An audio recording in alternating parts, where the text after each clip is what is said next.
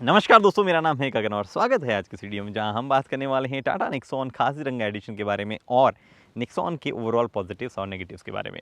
Tata Nexon जो है वो लगातार सेल्स के मामले में जो है टॉप पे रह रही है सब 4 मीटर मिनी एसयूवी वाली कैटेगरी में। और काफ़ी सारे लोग जो है वो क्वेश्चंस काफ़ी सारे अब टाटा नेक्सॉन के बारे में मुझे रेगुलरली आते रहते हैं। तो आई थॉट कि एक वीडियो बनाता हूँ जिसमें आपको जो है पॉजिटिव्स और नेगेटिव्स जो मैं बताऊँगा तो आप थोड़ा सा बेहतर डिसीजन ले पाएंगे।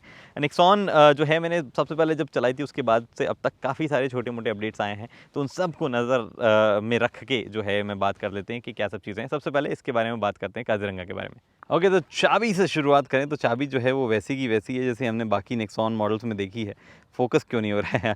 मुझे लगता है टाटा को जो है चाबी में भी हल्का फुल्का काजीरंगा कुछ टच जो है वो देना चाहिए, जो कि थोड़ा सा फील गुड फैक्टर जो है ओवरऑल एक्सपीरियंस में लेके आए गाड़ी में। एनीवे, बाहर से जो है वो काफ़ी सारे चेंजेस आपको कलर स्कीम में दिखेंगे। ये कलर स्कीम सिर्फ और सिर्फ आपको जो है नेक्सॉन काजीरंगा में मिलेगी। मतलब काजीरंगा जो भी है, जैसे कि पंच है, चाहे वो सफारी है, चाहे वो हैरियर है, उनमें आपको ये कलर स्कीम देखने को मिलेगी। कुछ कुछ टचेस यहाँ पे ऐड किए गए हैं, फीचर्स तो नहीं ऐड किए गए हैं बाहर कुछ ऐसा, जैसे कि यहाँ पे ये राइनो का जो है आपके पास में मास्केट जो है देख पा रहे हैं, मैस्कॉट यहाँ पे आया। उसके बाद में यहाँ पे ये लॉयस है, उसका आप डिज़ाइन जो है वो यहाँ पे देख पा रहे हैं। साइज़ वही है 215/60R16। उसके बाद में पियानो फिनिश जो है आपको रूफ़ वहाँ पे मिलने वाली है। थोड़ा सा ये रूफ़ यहाँ से ऊपर क्यों है, आई डोंट नो, यहाँ से ऊपर यहाँ से नीचे, प्रॉब्ली सारी नेक्सॉन्स की ऐसी ही होगी। यहाँ पे जो है आपको पियानो फिनिश ORVM जो है वो पे भी वहाँ पे भी मिलेगा। उसके अलावा इधर जो है राइनो, अगेन आप इधर भी देख पाएंगे। रियर में भी जो है आपको थोड़ा सा डिफरेंस वही कलर स्कीम वाला कैरी जो है वो यहाँ पे होता है।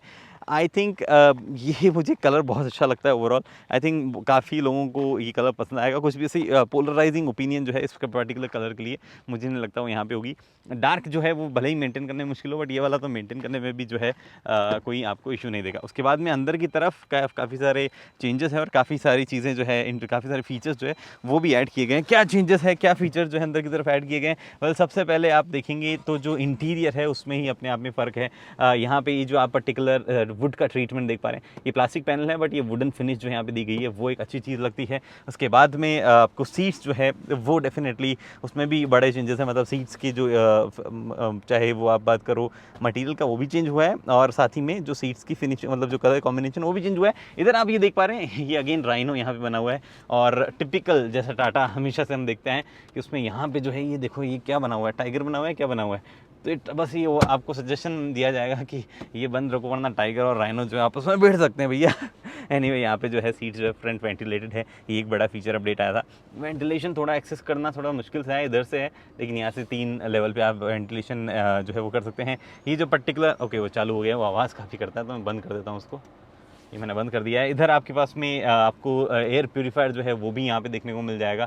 जब आप इधर जाएंगे तो आपको यहाँ पे कैबिन एयर क्वालिटी जो है वो यहाँ पे देखने को मिल रही है। तो एयर प्यूरीफायर का एडिशन जो है वो भी यहाँ पे हुआ है। उसके बाद में आपके पास में और एक और फीचर अपडेट हुआ है। मतलब ये सब चीज़ों के अलावा वो फीचर अपडेट का ये है, ऑटो डिमिंग IRVM जो है वो यहाँ पे ऐड हो गया है। बाकी ओवर द टाइम नेक्सॉन में जो है काफ़ी सारे फीचर्स वैसे ही अपडेट होते रहे। मतलब जब नेक्सॉन फर्स्ट आई थी, जब मैंने चलाई थी, उसका जब मैंने रिव्यू किया था तो मैंने आपको बताया था कि काफ़ी सारे फीचर्स वो लैग करती है उस सेगमेंट के हिसाब से, पर धीरे धीरे जो है टाटा ने काफ़ी सारी चीज़ें ओवरऑल नेक्सॉन में यहाँ पे ऐड की है।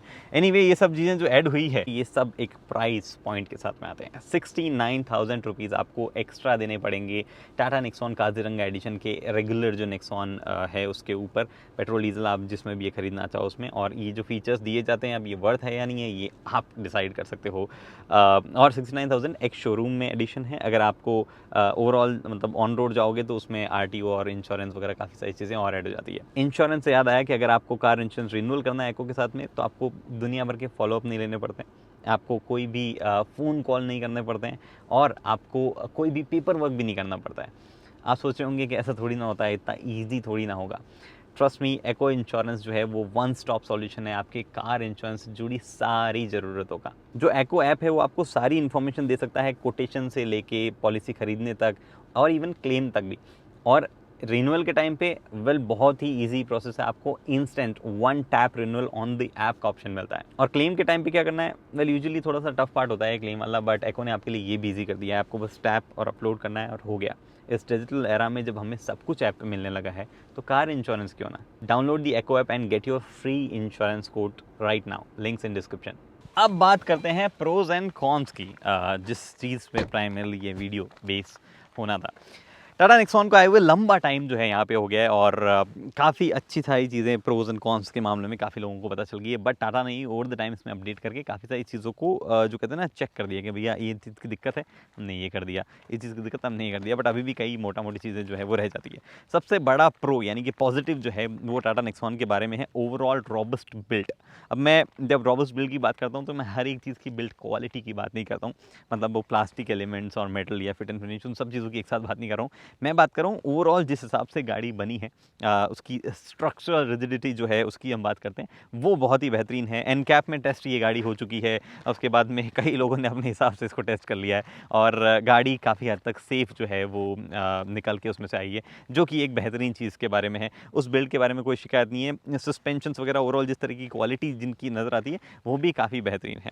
दूसरा बड़ी चीज़ जो है वो है स्पेस के मामले में। अब ये मिनी एसयूवी का जो सेगमेंट है, ऑनेस्टली मतलब मुझे ये ना बहुत ही वियर्ड सेगमेंट लगता है, क्योंकि यहाँ पे स्पेस और डिज़ाइन में हमेशा मतलब चलता ही रहता है कि स्पेस बेटर होगा या डिज़ाइन बेटर होगा। फॉर्चुनेटली टाटा नेक्सॉन के साथ में जो है स्पेस वाली शिकायत ज़्यादा नहीं है मिनी सब 4 मीटर मिनी एसयूवी है, बट अगर आपको मैं अंदर बैठ के दिखाऊं तो स्पेस जो है ओवरऑल गाड़ी में वो बहुत ही बेहतरीन निकल पाता है। ये तो सीट खैर अपराइट हो रखी है, बट मैंने ड्राइवर सीट जो है वो मैंने अपने हिसाब से एडजस्ट कर रखी है। 5 फुट 8 इंच का मैं हूँ और उस हिसाब से जो है बढ़िया स्पेस एक्चुअली यहाँ पे है, जो कि कुछ सब 4 मीटर कार्स में लैग करता है, स्पेशली Hyundai Sonnet। इन गाड़ियों में जो है Hyundai Venue और Kia Sonnet, उनमें जो है थोड़ा सा स्पेस की क्रैमनेस यहाँ पे रहती है। एक्सयूवी में निकलता है बट वहाँ पे बूट स्पेस नहीं है। यहाँ पे फॉर्चुनेटली टाटा ने बूट स्पेस भी निकाला है। ओवरऑल हेडरूम जो है वो भी अच्छा है। हाँ, छोटी सनरूफ है और यहाँ पे स्कूप्ड आउट चीज़ें हैं तो हेडरूम में हेल्प करती है, बट ओवरऑल फील जो है अच्छी है। अगर आप बात करना चाहें 3 लोग तो डेफिनेटली 3 लोग तो एक साथ नहीं बैठ पाते हैं। कई लोग बोल देते हैं ऐसे ही जोश जोश में कि हाँ 3 लोग बैठ पाते हैं, पर 3 लोग उतना बढ़िया नहीं बैठ पाएंगे, बट फिर भी ऐसे बैठ के काम चला सकते हो। इस सेगमेंट में ब्रेज़ा एक और वो गाड़ी है जिसका स्पेस मैनेजमेंट थोड़ा अच्छा है, तो प्रॉब्ली अगर आपको प्लेस करना हो तो I will probably keep Nexon and Brezza almost एक साथ। उसके बाद में XUV 300 जो है उसमें स्पेस अच्छा है और फिर बाकी जो गाड़ियाँ उनमें काफ़ी स्पेस कम है। बाकी ये गाड़ी WRV करके भी है, पर पता नहीं उसका क्या स्टेटस है, कब आती है कब जाती है कुछ पता नहीं चल रहा, कोई इसको भाव नहीं दे रहा है। नेक्सॉन जहाँ पे हर महीने 12-12 हज़ार बिक पा रही है, WRV का मुझे नहीं पता कितनी बिक रही है, 1200 भी बिक रही है, बहुत बड़ी बात है उसके लिए। एनीवे उसके बाद में जो तीसरी प्रो है, ये तीसरा पॉजिटिव है, वो इस पर्टिकुलर गाड़ी की प्राइस है।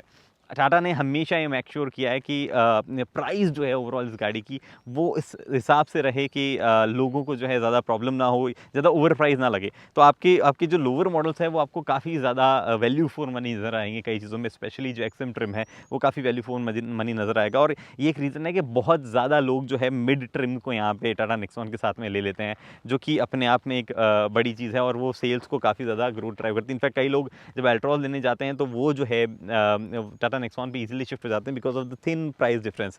एक और रीज़न है कि अल्ट्रॉस वाले क्यों शिफ्ट हो जाते हैं नेक्सॉन पे, आइए बताता हूँ। तो भैया कई लोग अल्ट्रॉस से नेक्सॉन पे शिफ्ट हो जाते हैं बिकॉज नेक्सॉन में मिलते हैं आपको मल्टीपल ऑप्शंस। आपको AMT ऑप्शंस जो कि ऑलमोस्ट काफ़ी लोग ऑटोमेटिक समझते हैं, वो आपको डीजल पेट्रोल दोनों में मिल जाता है।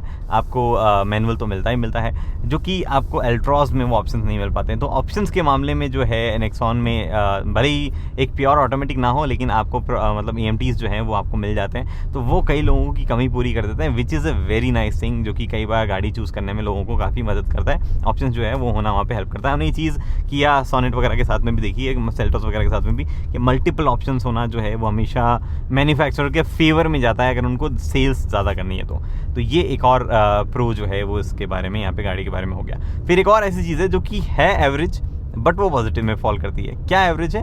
वेल गाड़ी जो है उसमें हर एक चीज़, चाहे वो सस्पेंशंस ले लो, चाहे वो मतलब ओवरऑल राइड क्वालिटी ले लो, चाहे वो हैंडलिंग ले लो, हर एक चीज़ एवरेज प्लस आप कह सकते हो कि वहाँ पे फॉल करती है। ऐसा नहीं है कि भैया हैंडलिंग बहुत अच्छी है लेकिन ओवरऑल राइड क्वालिटी बेकार है, स्टिफ हो गई है, या फिर राइड क्वालिटी बहुत ही सॉफ्ट हो गई है, मज़ेदार हो गई है, कुछ नहीं हो गई है, लेकिन हमारी हैंडलिंग जो है वो बुरी हो रही है। ऐसा कुछ नहीं है। टाटा नेक्सॉन काइंड ऑफ आप कह सकते हो बैलेंस है एक तरीके से हर एक चीज़ का, और वो जो बैलेंस यहाँ पे टाटा ने बना के रखा है वो टाटा के फेवर में फॉल करता है। कोई भी गाड़ी में बैठ के अगर चलता है तो उसको ऐसा अनकंफर्टेबल फील नहीं होती है, ना ही ऐसा, देखो एंथुसियास्ट लोग तो फिर भी मतलब फिर वो चूज़ ही नहीं करते हैं ऐसी गाड़ियाँ, तो उनके लिए तो ये बनी नहीं है। लेकिन टाटा ने वो राइट बैलेंस जो है वो वहाँ पर मैनेज करके रखा है, जो कि बहुत बढ़िया चीज़ है टाटा मोटर्स की नेक्सॉन के बारे में। और ऑब्वियसली टाइम टू टाइम जो फीचर्स अपडेट किए गए हैं वो भी थोड़ा बहुत पॉजिटिव साइड में जाता है। TPMS नहीं आता है, हम ऐड कर देंगे। वेंटिलेटेड सीट ना थी, हमने ऐड कर दिया। And Android auto, Apple CarPlay add कर दिए, इसके बाद में इलेक्ट्रोकॉमिक मिरर ऐड कर दिया। आई रिमेंबर नेक्सॉन का जो सबसे लोअर वेरिएंट उसमें तो डे नाइट IRVM की कमी थी, बट यहाँ पे जो है अब आपके पास में ऑटो वाला IRVM जो है वो यहाँ आने लग गया है। फिर उसके बाद में धीरे धीरे और भी कई चीज़ें जो है टाटा ने ओवर द टाइम ऐड कर दी है, स्पेशली सनरूफ लोगों को चाहिए तो टाटा ने ऐड कर दी, तो ये चीज़ें जो है ये भी हुई है। फिर बात आती है कॉन्स की कि भैया कॉन्स क्या क्या है गाड़ी के बारे में। अब देखो कॉन क्या है गाड़ी में, जो सबसे पहली चीज़ मुझे याद आती है वो आती है रिलायबिलिटी।